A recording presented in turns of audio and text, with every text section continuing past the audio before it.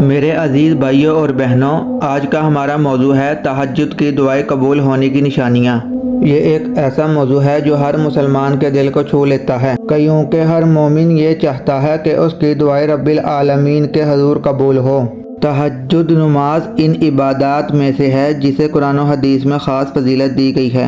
قرآن مجید میں اللہ تعالیٰ فرماتا ہے، یعنی رات کے کچھ حصے میں اٹھ کر تہجد کی نماز پڑھا کرو، یہ تمہارے لیے نفل ہے، ممکن ہے کہ تمہارا رب تمہیں مقام محمود پر فائز کر دے۔ اسے ہمیں معلوم ہوا کہ تہجد محض ایک نفلی عبادت نہیں بلکہ اللہ کے قرب کا ذریعہ ہے۔ یہ وہ وقت ہے جب رب العالمین اپنے بندے کی پکار کو خصوصی توجہ سے سنتا ہے۔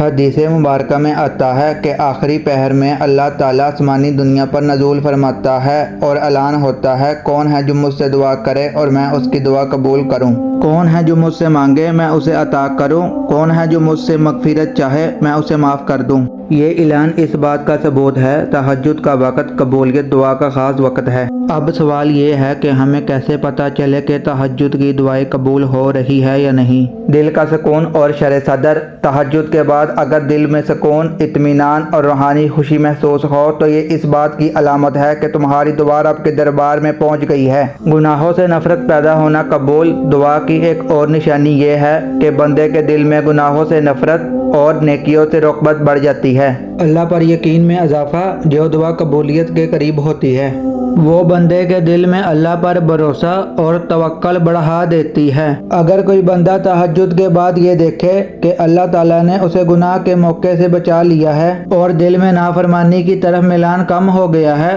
تو یہ دعا کی قبولیت کی نشانی ہے۔ اگر آپ چاہتے ہیں کہ آپ کو مفید اور سچی تعلیمات روزانہ ملے جس سے آپ کی آخرت بھی سنور جائے تو ہمارے پیج کو لائک اور سبسکرائب لازم کریں۔ شکریہ۔